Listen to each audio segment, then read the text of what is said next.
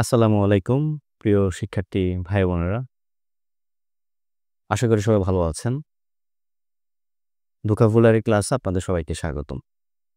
এটি হচ্ছে আমাদের আজকে ১০ম ক্লাস। এর আগে আমরা ৯টি ক্লাস করেছি এবং প্রত্যেকটি ক্লাসে আমরা ৫টা করে ভোকাবুলারি আমরা শিখি।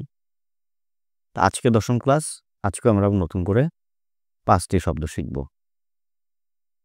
তো চলুন আমাদের ক্লাসটা শুরু করা যাক আমাদের প্রথম শব্দটি দিয়ে।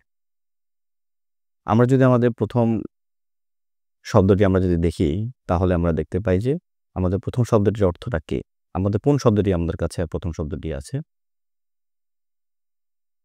সেটি হচ্ছে যে অ্যামেলিওরেট। এই শব্দটি হচ্ছে যে অ্যামেলিওর শব্দটি।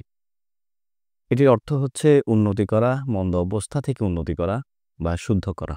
অর্থাৎ একটা ইমপ্রুভের যে জায়গাটা আরকি, সেই জায়গাটা সেটির অর্থ বোঝাতে আমরা আসলে অ্যামেলিওরেট শব্দটি ব্যবহার করে থাকি। এটির যদি বিভিন্ন ফর্মের দিকে আমরা তাকাই, তাহলে আমরা দেখতে পাই যে এটি নাউন ফর্ম আছে, অ্যাডজেক্টিভ ফর্ম আছে এবং ভার্ব ফর্ম আছে। অ্যামেলিওরেট শব্দটি নিজে হচ্ছে একটি ভার্ব শব্দ। এছাড়াও এটি যদি আমরা নাউন ফর্ম এবং অ্যাডজেক্টিভ ফর্ম আমরা দেখি, সেক্ষেত্রে আমরা পাই যে অ্যামেলিওরেশন শব্দটির অর্থ হচ্ছে আসলে উন্নয়নের যে প্রক্রিয়া, বা সহজ কথা যেটা আমরা নাউন হিসেবে যেটা আমরা বলি, সেটা হচ্ছে আমরা উন্নতি বলতে পারি। উন্নতি, সেটাকে আমরা অ্যামেলিওরেশন বলি। অ্যামেলিওরেটিভ শব্দটির অর্থ হচ্ছে যে উন্নয়নমূলক বা উন্নতিমূলক আরকি। আমরা যে উন্নয়নমূলকও বলতে পারি এটাকে। আমরা অনেক সময় প্রায় সময় আমরা বলি যে আসলে উন্নয়নমূলক কার্যক্রম। হ্যাঁ? সেক্ষেত্রে আমরা অ্যামেলিওরেটিভ শব্দটি অ্যাডজেক্টিভ হিসেবে ব্যবহার করতে পারি। আমরা যদি এই শব্দটির এখন সিনোনিম এবং অ্যান্টোনিম আমরা দেখতে যাই, সেক্ষেত্রে আমরা দেখতে পাই যে আসলে সিনোনিয়ামে প্রথমে আমরা যদি সিনোনিয়াম দেখি, সেক্ষেত্রে দেখতে পাচ্ছি যে আসলে ইমপ্রুভ। আমরা সাধারণত জানি উন্নতি করা, এটা সবাই কম বেশি আমরা সবাই জানি। এনহ্যান্স অর্থাৎ অর্থ বর্ধিত করা।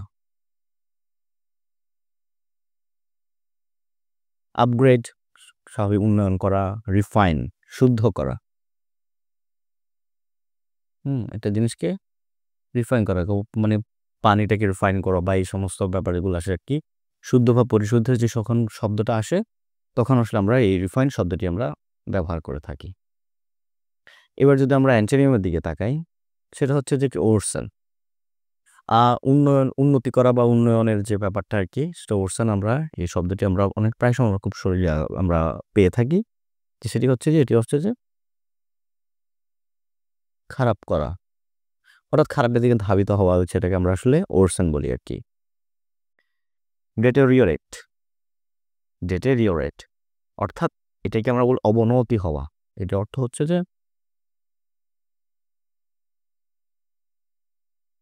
অবনতি হওয়া অর্থে আমরা এই ডেটোরিয়েট শব্দটি ব্যবহার করে থাকি। ডেক্লাইন মানে হচ্ছে কমা বা পতন হওয়া। ডিগ্রেড অর্থাৎ অবনতি করা। অবনতি আমরা এখন লিখতে পারি এটাকে অবনতি করা, degrade.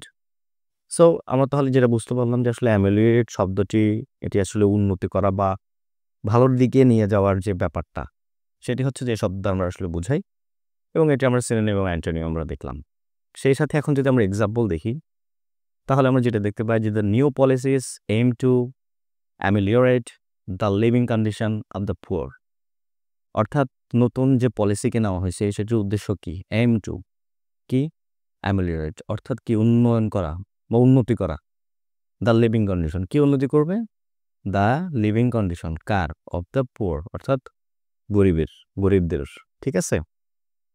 Doctors are working to, ডক্টররা কি কাজ করছে? ওয়ার্কিং টু অ্যামেলিওরেট উন্নতি করতে কি? The health of the patients অর্থাৎ রোগীদের অবস্থার উন্নতি করতে ডক্টররা কাজ করে যাচ্ছে। এটি ছিল আমাদের এক্সাম্পল। সো অ্যামেলিওরেট নিয়ে আমাদের ছিল এই ডিসকাশন। এখন আমরা যদি পরবর্তী শব্দে আমরা যাই, সেক্ষেত্রে আমরা যেটি দেখতে পাই যে আমাদের পরবর্তী শব্দটি হচ্ছে যে ফ্লেজলিং। এই ফ্লেজলিং শব্দটির অর্থ কি এবং সেই সাথে এটা নিয়ে আমরা বিস্তারিত এখন আমরা জানবো। ফ্লেজলিং শব্দটির অর্থ হচ্ছে যে নতুন। অর্থাৎ নতুন বলতে কিরকম? অভিজ্ঞতা কম। যার একেবারে অভিজ্ঞতা কম একদম, হ্যাঁ? একদম নতুন একটা মানুষ বা যা কিছু নতুন সেটাকে আমরা ফ্লেক্সিবল বলতে পারি। তরুণ বা প্রারম্ভিক অবস্থায় থাকা। একদম প্রাথমিক অবস্থায় থাকা সেটিকে আমরা ফ্লেক্সিবল বলতে পারি। আমাদের যদি আমরা এখন এক্সাম্পল দিকে তাকাই এছাড়াও যদি আমরা এখন ফ্লেক্সিবল যদি আমরা ফর্ম দেখি, শব্দটি সে নাউন এবং অ্যাডজেক্টিভ দুটো শব্দে দুটোভাবেই ব্যবহার হতে পারে। এটি যাতে আমরা একটু ভালো করে আমরা মনে রাখি। এখন যদি এটা আমরা সিনোনিম আমরা দেখি যে সেটা হচ্ছে যে নভিস। একেবারে বলতে গেলে এটা অর্থ নবাগত। নভিস শব্দের অর্থ হচ্ছে নবাগত, ইনএক্সপেরিয়েন্সড। অর্থাৎ কি? অনভিজ্ঞ বলতে আমরা আসলে ইনএক্সপেরিয়েন্সড শব্দটি ব্যবহার করে থাকি। নিওফাইট হচ্ছে কি? যে নতুন কাজ করছে এমন আর কি। নতুন কাজ করছে বা নতুন প্র্যাকটিস করতেছে, নতুন কাজ করছে এমন বলতে সেটাকে আমরা নিওফাইট বলে থাকি। রোকে, অনভিজ্ঞ বা অভিজ্ঞতাহীন বলতে আমরা অভিজ্ঞতাহীন বলতে আমরা আসলে শব্দটি ব্যবহার করে থাকি। এই দুটো শব্দ একটু ভালো করে খেয়াল করে রাখবেন, একটু ভিন্ন রকম। অ্যান্টোনিম যদি আমরা এখন দেখি তাহলে অ্যান্টোনিমের ক্ষেত্রে আমরা এক্সপার্ট, অভিজ্ঞ, ভেটেরান, ভেটেরান সেও হচ্ছে অভিজ্ঞ আমরা বলতে পারি। এক্সপার্ট এবং ভেটেরান, পার্সোনালিটি বা প্রফেশনাল, খুবই সুপরিচিত পেশাদার বলতে আমরা প্রফেশনাল প্লেয়ার মানে পেশাদার। এক্সপেরিয়েন্সড, অভিজ্ঞ। এক্সপেরিয়েন্সড শব্দটির অর্থ অভিজ্ঞ, আমরা যেটা লিখতে পারি আর কি এখানে। তো এখন আমরা যদি এক্সাম্পলের দিকে যাই, আমরা যদি এক্সাম্পল দেখি তাহলে আমরা যেটি পাই, the flexible company struggled to find its footing in the market. The flexible company অর্থাৎ কি? ফ্লেক্সিবল শব্দটির অর্থ কিন্তু বোঝাচ্ছে নতুন, একেবারে অনভিজ্ঞ একটি, একেবারে কি বলে নবাগত একটা কোম্পানি। সে কি করতেছে? স্ট্রাগল করতেছে টু ফাইন্ড ইটস ফুটিং। এখানে ফুটিং বলতে সেটা হচ্ছে যে তার জায়গা, অর্থাৎ তার যে স্থান আর কি, সেটিকে স্থান বোঝাচ্ছে। ফুটিং বলতে স্থান বোঝাচ্ছে। ইন দ্য মার্কেট অর্থাৎ নতুন কিংবা অনভিজ্ঞ কোম্পানি মার্কেটে সে খুব স্ট্রাগল করতেছে, বা খুব সংগ্রাম করতেছে, স্ট্রাগল বা সংগ্রাম করতেছে মার্কেটে স্থান করে নিতে। অ্যাজ এ ফ্লেক্সিবল রাইটার, একজন অনভিজ্ঞ বা নতুন রাইটার হিসেবে সি সট অ্যাডভাইস, সে কি করে? সে পরামর্শ নিয়েছিল ফ্রম এক্সপিরিয়েন্সড কি অথর্স, অর্থাৎ যারা অভিজ্ঞ রাইটার আছে, একজন নতুন রাইটার হিসেবে সে অভিজ্ঞ রাইটারদের কাছ থেকে সে পরামর্শ নিয়েছিলেন। এটি ছিল আমাদের সেকেন্ড এক্সাম্পল। আমরা যদি এখন আমাদের থার্ড শব্দটি আমরা দেখতে পাই, সেটি হচ্ছে যে কি? রিকান্ট।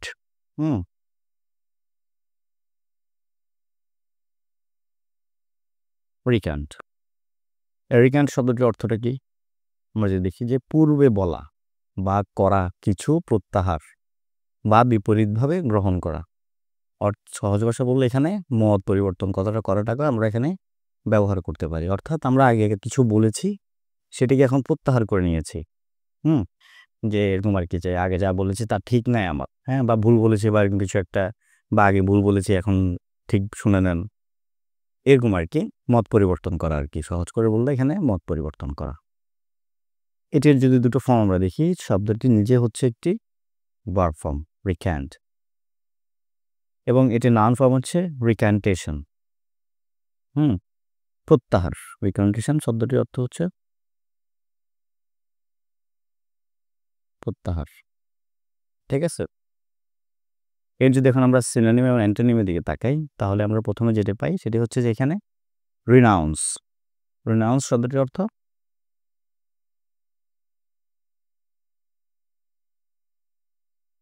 পরিত্যাগ করা। রিট্র্যাক্ট, পিছিয়ে নেওয়া।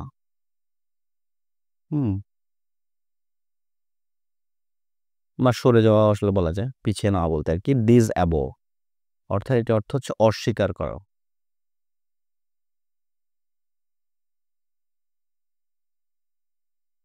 রিভাইজ রিভাইজ মানে কি, যে পুনরায় আলোচনা করা এরকম একটা বলতে, হ্যাঁ, বা পুনরায় দেখা একটা জিনিসকে বিবেচনা রাখা বলতে আমরা আসলে রিভাইজ বলতে থাকি, বা যে বলি যে আমরা রিভাইজ করা আর কি। কনফার্ম মানে হচ্ছে গিয়ে নিশ্চিত, আমরা সবাই জানি নিশ্চিত। অ্যাফ্রাম এগুলো একরকম। এন্ডোর্স শব্দটির অর্থ হচ্ছে আমরা যদি বলি যে সমর্থন করা, সমর্থন করা। অ্যাজার্ড অর্থাৎ দৃঢ়ভাবে বলা।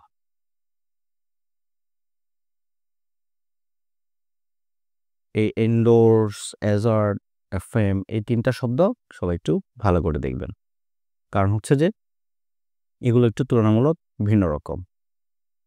রিকান্ট শব্দটির অ্যান্টোনিম হিসেবে আমরা যদি এখন এক্সাম্পলের দিকে তাকাই, সেটা হচ্ছে আমরা যেটা দেখতে পাই যে the accused man recanted. The accused man অর্থাৎ যে দোষী ব্যক্তি আর কি, অভিযুক্ত ব্যক্তি, recanted his confession after realising it was false. অর্থাৎ যে দোষী ব্যক্তি সে কি করেছে, সে স্বীকার করে নিয়েছে, কি করেছে, after realising it was false. অর্থাৎ সে যা মানে এটাকে যে সে ভুল বলেছে, অর্থাৎ অভিযুক্ত ব্যক্তি যখন সে বুঝতে পারলো যে তার স্বীকারোক্তি মিথ্যা ছিল, তখন সে সেটাকে কি করেছে, প্রত্যাহার করে নিয়েছে। এখানে ঠিক সেটা বোঝানো হচ্ছে। She was forced to recant. She was forced to recant her statements under pressure. অর্থাৎ চাপের মুখে বা চাপের কারণে তার বক্তব্য সে কি করেছে, প্রত্যাহার করতে বাধ্য হয়েছে। এটি হচ্ছে আমাদের সেকেন্ড এক্সাম্পল। এখন আমরা যদি আমাদের চতুর্থ শব্দে আমরা যাই, তাহলে আমরা যেটি পাই যে এটি অর্থ হচ্ছে, এটি কি, তাহলে হচ্ছে ডেলিনিয়েট।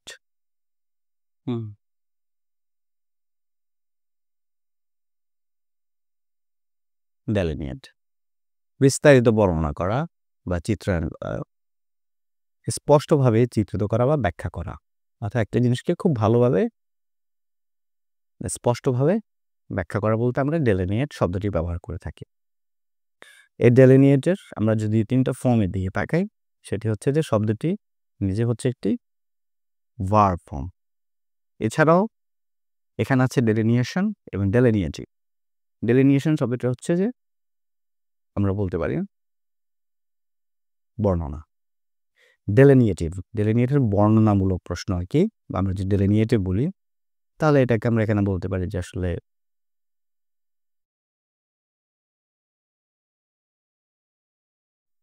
বর্ণনামূলক।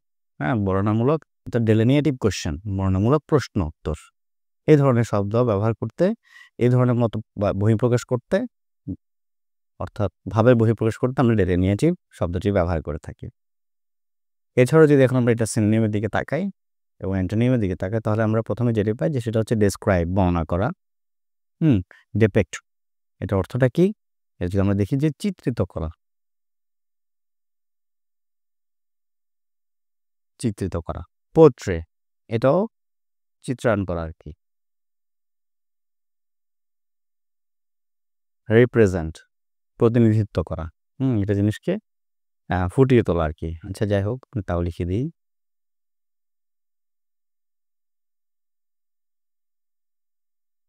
প্রতিনিধিত্ব করা। কনফিউজ, কনফিউজ অর্থ কি, আমরা বিভ্রান্ত হওয়া। অবস্কিউর, অস্পষ্ট, অস্পষ্ট বলতে আমরা আসলে অবস্কিউর বলতে পারি। ডিস্টর্ট, এখানে ডিস্টর্ট বলতে বিকৃত করা, যা স্পষ্ট না আর কি, এক ধরনের একটা আবছা আবছা, মানে নট ক্লিয়ার, সহজ কথা যেটা সেটা হচ্ছে কি, বিকৃত করা বলতে আমরা বুঝি। তারপর আমাদের মিসপ্রেজেন্ট, মানে কি, ভুলভালভাবে একটা জিনিসকে উপস্থাপন করতে আমরা আসলে মিসপ্রেজেন্ট শব্দটি ব্যবহার করে থাকি। এখানে ডিস্টর্ট এবং অবস্কিউর প্রচলিত দুটো শব্দ, এবং পোর্ট্রে, ডিপিক্ট, এই দুটো শব্দ একটু তুলনামূলক ভিন্ন। আমরা যদি এখন এক্সাম্পল দেখি, দ্য রিপোর্ট ক্লিয়ারলি ডেলিনিয়েটস, কি করেছে, রিপোর্ট ক্লিয়ারলি ডেলিনিয়েটস মানে ব্যাখ্যা করেছে অথবা বর্ণনা করেছে কি, the goal of the project, অর্থাৎ প্রজেক্টের আসলে উদ্দেশ্যটা কি, সেই রিপোর্টে আসলে সেই জিনিসটাকে ব্যাখ্যা করেছে clearly. The artist was asked two ডেলিনিয়েট, অর্থাৎ আর্টিস্ট কি করেছিল, the seen in great detail, মানে এখানে বলা হচ্ছে যে শিল্পীকে, দৃশ্যটি খুব বিস্তারিতভাবে চিত্রায়ন করতে বলা হয়েছিল। কাকে বলা হয়েছিল? দ্য আর্টিস্ট ওয়াজ আস্কড, অর্থাৎ আর্টিস্টকে বলা হয়েছিল আর কি। তাকে কি বলা হয়েছিল? যে সিনটাকে খুব ভালোভাবে বা বিস্তারিতভাবে ব্যাখ্যা করতে। যাই হোক, এটি ছিল আমাদের ডেলিনিয়েট নিয়ে আলোচনা। আমরা যদি এখন আমাদের সর্বশেষ শব্দটি আমরা এখন দেখি, আমাদের সর্বশেষ শব্দটি হচ্ছে যে স্ট্রাট। গর্বিতভাবে হাঁটা, দম্ভের সঙ্গে চলা বা আত্মবিশ্বাসীভাবে হাঁটা। এটা আপনারা দেখবেন যে আমাদের আসলে ডিফেন্সে বা যারা আমাদের স্পেশাল ফোর্সে যে বিভিন্ন প্যারেড হয়, তারা খুবই একটা একটা স্পেশালভাবে হাঁটে। হ্যাঁ, করা হয়, তাদেরকে ট্রেন করা হয় বা এরকম কিছু একটা দেখবেন যে খুবই বুক ফোলায় হাঁটার যে ব্যাপারটা, সেটাকে আসলে আমরা এখানে স্টার্ট বলে থাকি। স্টার্ট শব্দটি হচ্ছে এখানে ভার্ব এবং নাউন দুটো ফর্মেই আছে, অর্থাৎ সে ভার্ব হিসেবে কাজ করতে পারে, আবার নাউন হিসেবে কাজ করতে পারে। সিনোনিমে যদি এখন আমরা দেখি, সিনেমা দেখতে পাচ্ছি যে সোয়াগার, কিছু গর্বিতভাবে চলা। প্যারেড, এই যে প্যারেড দেখছেন, হ্যাঁ প্যারেড। তারপর হচ্ছে যে মার্চ, হ্যাঁ দৃঢ় পদক্ষেপে হাঁটা, খুব মার্চ করা আর কি, একদম দৃঢ়ভাবে হাঁটা, খুবই কনফিডেন্টের সাথে হাঁটা, সেটাকে আমরা আসলে মার্চও বলে থাকি। ফ্রেঞ্চ ঠিক একই রকম। সো এই শব্দগুলো একটু ভালোভাবে আপনারা দেখে নেবেন যে গর্বিতভাবে হাঁটা আসলে বিভিন্নভাবে এটাকে এক্সপ্লেন করা হয়েছে আর কি। দ্য অ্যান্টোনিয়াম, অ্যান্টোনিয়াম হচ্ছে যে আসলে স্লাউচ। স্লাউচ অর্থাৎ কি? বিরক্তভাবে হাঁটা।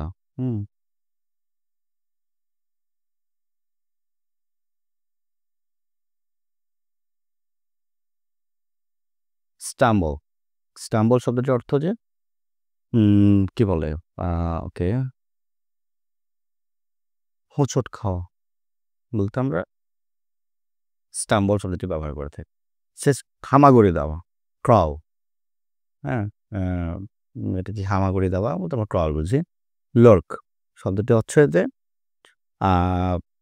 এটা হচ্ছে গোপনে চলা, এটা অর্থ হচ্ছে গোপনে চলা। অর্থাৎ আপনি যদি আত্মবিশ্বাসের সাথে হাঁটতে পারেন, তাহলে তো আপনার মোটামুটি আপনার হাঁটা চলার মধ্যে একটা ব্যাপার থাকে। আর হচ্ছে গোপনে চলা বা লুকিয়ে চলা বলতে আসলে আপনি কি বলে, হ্যাঁ এটাকে আপনার আত্মবিশ্বাসীভাবে চলতে পারছেন না, বা নিজেকে একদম এক্সপ্রেস করতে পারছেন না আর কি। সো সেই জন্য আসলে গোপনে চলা আসলে লুক শব্দটি ব্যবহার করা হচ্ছে আর কি এখানে। আমরা যদি এখন এক্সাম্পল হিসেবে দেখি কি আছে সেন্টেন্সে, he started around the room proud of his achievement, অর্থাৎ সে তার অর্জনের জন্য কি করেছে? Of his achievement, proud of his achievement, সে তার অর্জনের জন্য গর্বিতভাবে রুমের চারপাশে, অ্যারাউন্ড রুমের চারপাশে, গর্বিতভাবে রুমের চারপাশে কি করছে? সে হাঁটছিল। The model started down the runway with confidence, অর্থাৎ যে মডেলের কথা বলা হচ্ছে, সে স্টার্টেড ডাউন আত্মবিশ্বাসের সাথে, স্টার্টেড ডাউন দ্য রানওয়ে অর্থাৎ আত্মবিশ্বাসের সাথে রানওয়েতে হাঁটছিল, কনফিডেন্স, উইথ কনফিডেন্স। হ্যাঁ, সে মডেলটি আত্মবিশ্বাসের সঙ্গে রানওয়ে ধরে হাঁটছিল। তো এই ছিল আমাদের আজকের ভোকাবুলারির 5টি শব্দ নিয়ে আলোচনা। আশা করি আপনারা সবাই বুঝতে পেরেছেন। আমরা আজকে ভিন্নভাবে আমরা এটাকে আসলে এক্সপ্লেন করার চেষ্টা করেছি। তো ক্লাসটি কেমন লাগলো আপনারা সবাই জানাবেন আমাদের কমেন্ট সেকশনে, এবং আমাদের চ্যানেলটিকে সাবস্ক্রাইব করে রাখবেন। হ্যাঁ, আমাদের একটি ফেসবুক পেজ আছে, সেটিকে লাইক দিবেন। লিঙ্ক দেওয়া আছে আমাদের ডেসক্রিপশন বক্সে। সো পরবর্তী ক্লাস পর্যন্ত সবাই ভালো থাকেন, সুস্থ থাকেন। আল্লাহ হাফেজ।